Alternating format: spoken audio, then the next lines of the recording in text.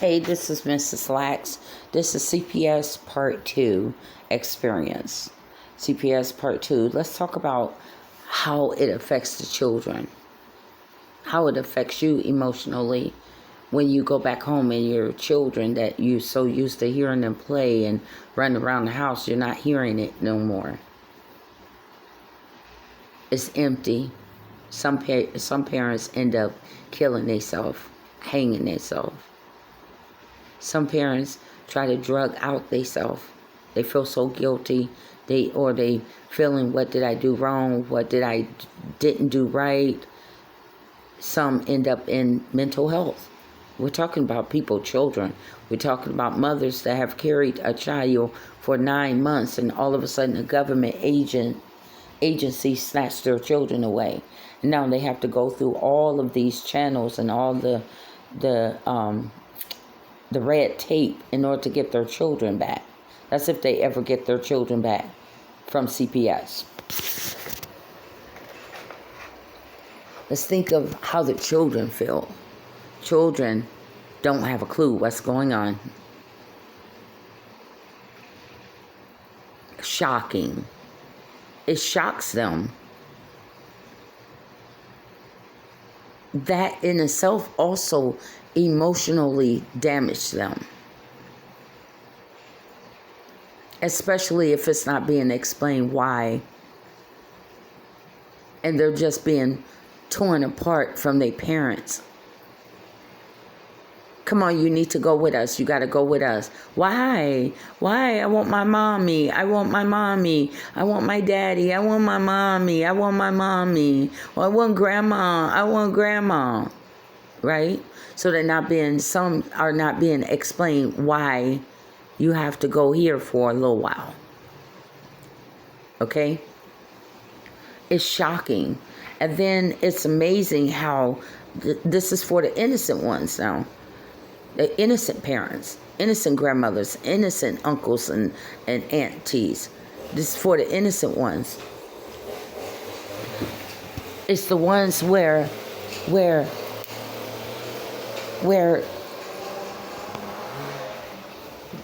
it's the ones where you tried everything. Your finance may not be up to par.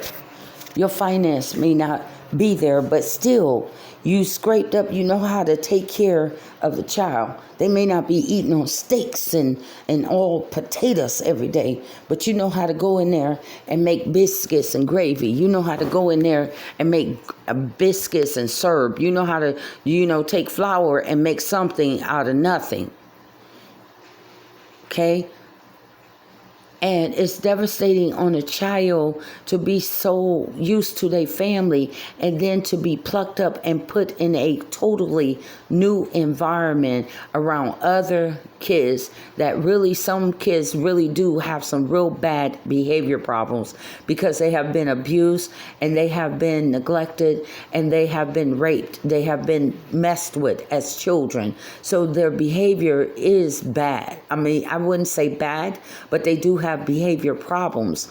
And so now your child that was pretty much healthy before he or she got into the system, now your child, you would get a report saying that your child have behavior problems. So now all of a sudden your child have to take these psych meds in order to function now. Now before, your child was doing fine. Before your child got into the system. Now all of a sudden my child got to be on Ritalin. My child got to be on all this psych medication in order to function at school, in order to function in the foster care home. Myself and my daughters can tell you and teach you something about that. We could tell you how it feels to be ripped apart. We could tell you how it feels to have someone derogatorily put lies down on paper. We could tell you that. We could tell you how you could be a grandmother that helped raise your child. Once they step in, you become the villain grandmother. You become the bad grandmother. And everything is on black and white.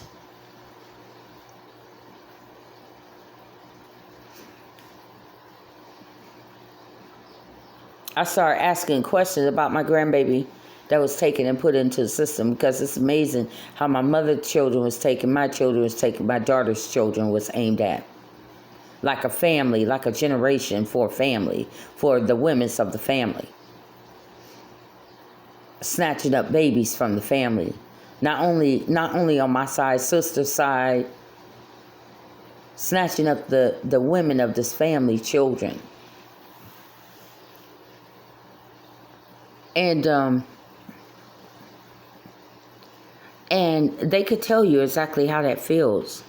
And for someone to think that they will become 100% normal after their children been in the system for a while, they lose hope. They start taking that anger, or my girls start using drugs, if you will, or start hanging out with people that they shouldn't be hanging out with. It's like trying to sabotage themselves, if you will, out of guilt. What they didn't do right, I should never did this, or man, I wish that I would have did this, the wish, coulda, shoulda, woulda. But you can never go back and correct it, right?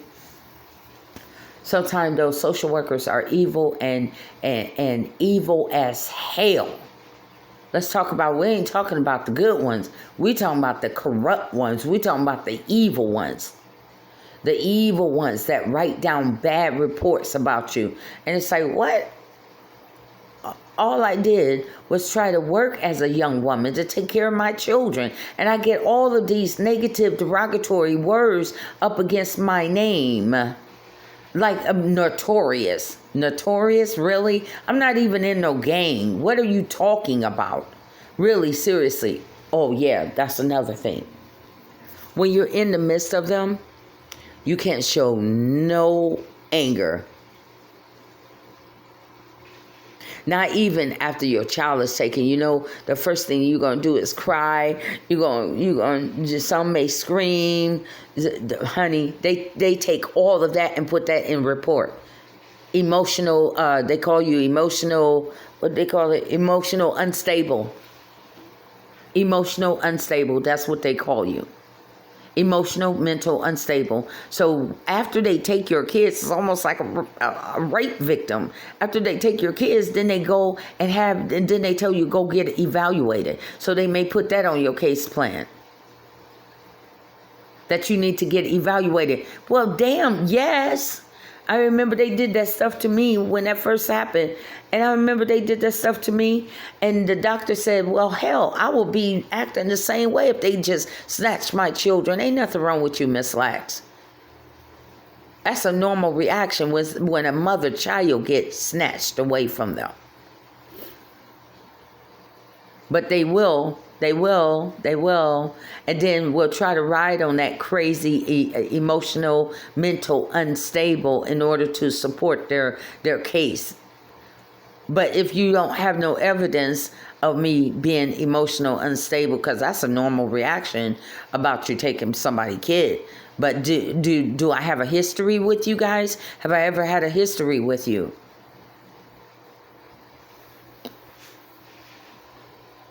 And so they try to go back to your family. If your family have any type of mental or emotional instability, and what they got to do with, that's my mom, what they got to do with me at the end of the day.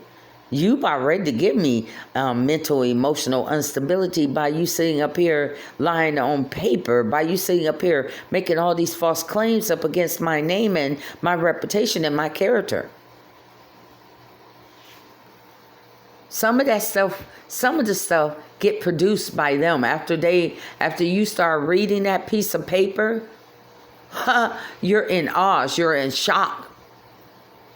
I guarantee you, every parent dang their paper read almost the same. Like they say the same thing for every case.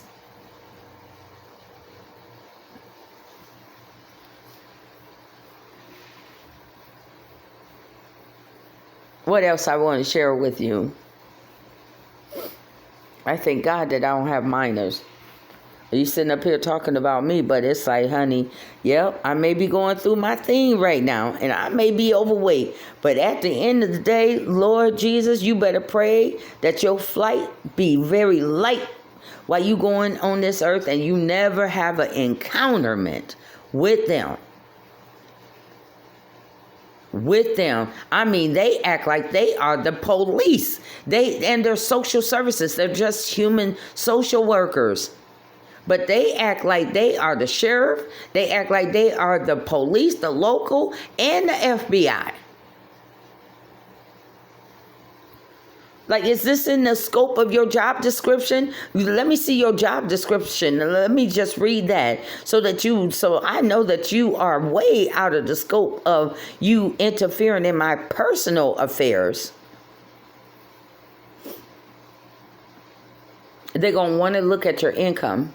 They're going to want to know how are you providing for your child. If you're on TANF, you're not going to get TANF if they take them away. So they're going to want to know how you're going to provide for your child, for your children, if we give them back to you. And some of them act like they're playing a game with your child, with your children. You want your children, don't you? It's almost like dangling a carrot in front of a rabbit and not giving it to the rabbit, if you will. So start playing, some of those evil workers start playing head games with you. Make you think, tell you that they're coming out for visits, to do home inspection, and then never show, or they tell you that we're going to try to work on reuniting the kids, and that never happens, just lies. And you're going to get shocked. You're going to be shocked because you're going to think that these are professional people. Why would they be behaving and acting like that themselves? Not if they have not if incentive bonus is in play. There was a state senator named Nancy Schaefer, white lady, and she exposed corruption in CPS. You could just Google it, and you could just YouTube it, Nancy Schaefer, and or just type in CPS corruption, and you're going to see all kind of attorneys and judges and police officers as well, coming forth and speaking on the corruption within CPS system, and how they aim for innocent children, especially biracial children. It's a hot commodity now. And what else I want to share? Because then this is not going to be a long one. This is just part 2. But I want to say that to the mothers, young mothers especially, you're having all of these babies by different men. They're going to make you go after child support as well.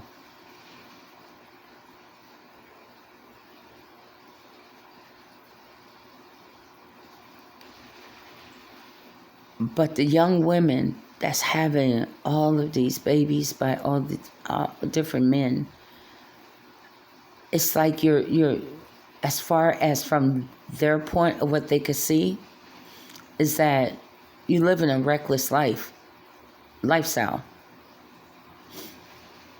You don't know who you're bringing around your children.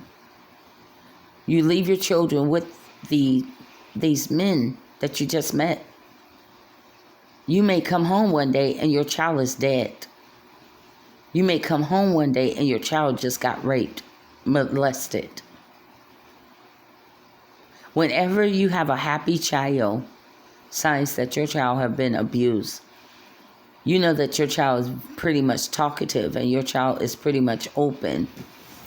Whenever your child starts showing signs or holding certain areas or not speaking to you no more or very withdrawn, and you're used to an outgoing child, that may be signs that you may need to take your child to the doctor and get your child checked.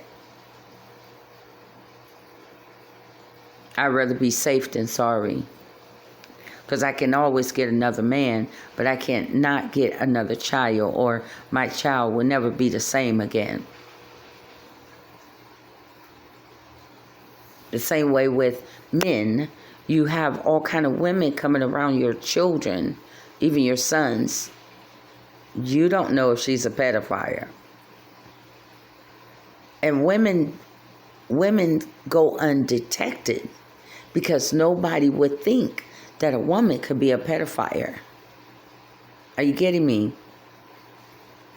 Sometimes you have women that like young girls because they're lesbians. And you have to watch that. Like, oh, that's just my friend. You know, she's gay, but that's just my friend. But yeah, but you still can't be relaxed around your children. You shouldn't be relaxed around anyone, even family members. You shouldn't. You shouldn't. They didn't like me because at the end of the day, I kept my children very, very close to me. They couldn't even sit on no pastor laps. Nope, you're not allowed to hold my child, my girl child, because it's a game that child molesters, they do play when they're holding your child, but they rubbing themselves up against your child. You understand what I'm saying? They got your child set right in the middle of their private area and joking with you, but they're still getting off from your child. So nobody should be holding your child. No, y'all sit y'all tail down right there. You don't need to be sitting up in no man's lap. Sit down. Serious. If they get offended, why would you get offended if that's not you? I don't care. It's better to be safe than sorry. And if they know that you're going to really be on it, they ain't gonna make that move with your child. And it seems like they really like the children that's more quiet and more reserved. Because then they can incite fear in the child. Now this is reason why CPS do have to take your children.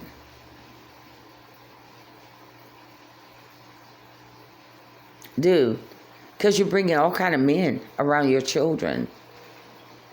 Really, at the end of the day. You smoking, you're getting high, and these men, while you knocked out, you don't know what they doing to your child. You don't. You're so busy being a busybody about my life and other women's life that your child is being neglected. All it takes is for one of those bees that you call yourself messing with to make a phone call on your ass.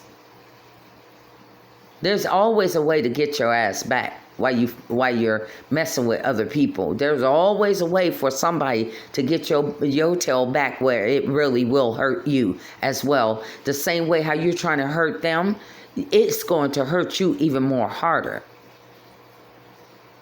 It's going to hurt you because your 2 and 3 and 4-year-old have just got stolen or taken or snatched from you.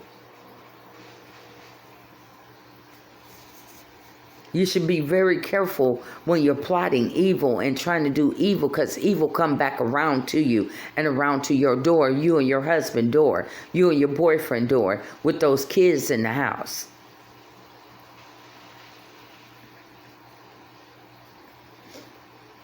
As long as you got children and minors, you always got to worry and look over your shoulders, because anybody can report you without giving their name. They can call out of concern for children.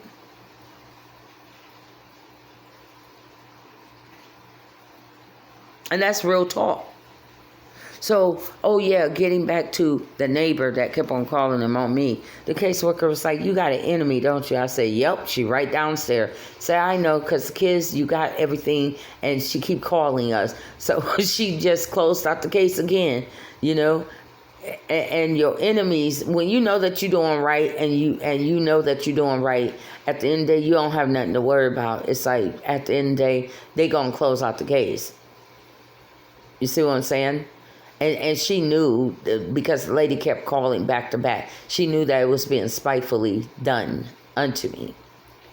So at the end of the day, when you know that you're doing the best that you can, and your kids is clean, your kids got food, your kids got the medical checkup is up to part, shots is up to part. That's another thing, neglecting your children on those shots.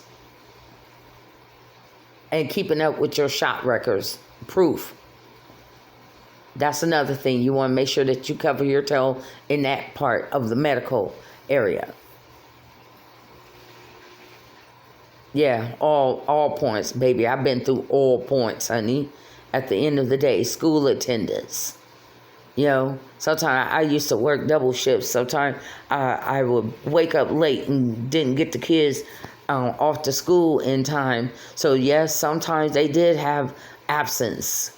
And that's another thing. They'll get on you about that too. Kids not being in school every day.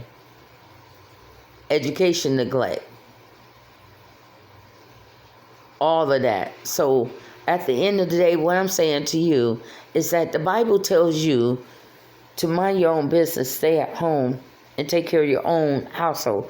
And it's in the Bible, manage your own household, because it's very important, because the enemy is always lurking. I'm going to tell you that now. The enemy is always lurking. The Bible says this, that the devil go to and fro throughout the earth to seek who he can devour.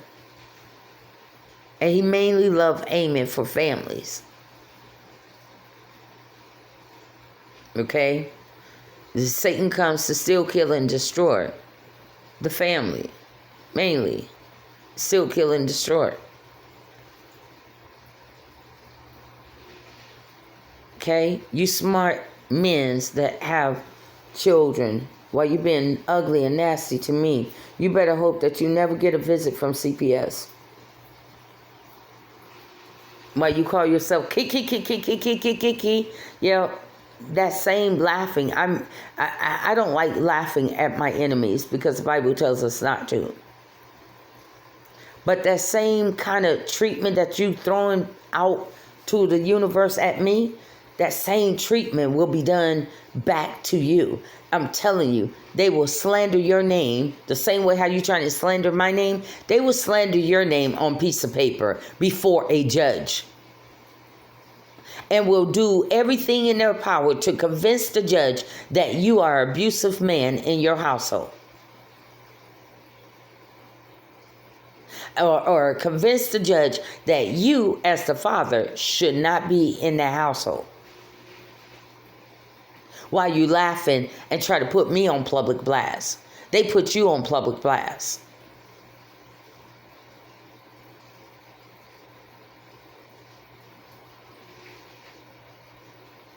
Things have a way of coming back to you.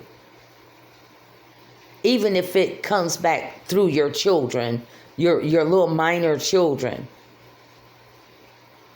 Karma has a way, the universe always have a way of bringing what you intended for me. It circles and boomerang right back to you, your household. It could be disrupting your marriage. You think that you're solid in your marriage, all of a sudden a monkey wrench is thrown in the middle of it.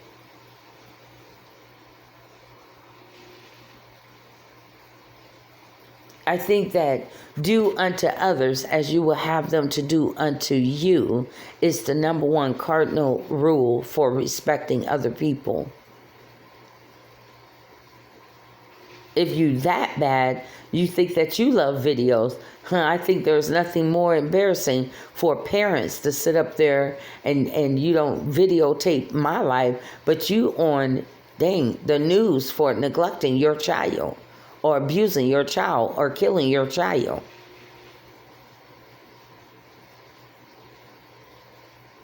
God has a way of sowing the same type of mistreatment back unto you. Okay, Pharaoh wouldn't stop until something happened to his little child, his minor child. Then he stopped with the children of Israel and allowed them to go free from his slavery, oppression. You understand? He kept going. He kept being stubborn. He kept being hard-headed. No matter how many times Moses said, God said, let my people go. He was determined to be stubborn. It wasn't until something happened to his minor child, then he woke up for a moment.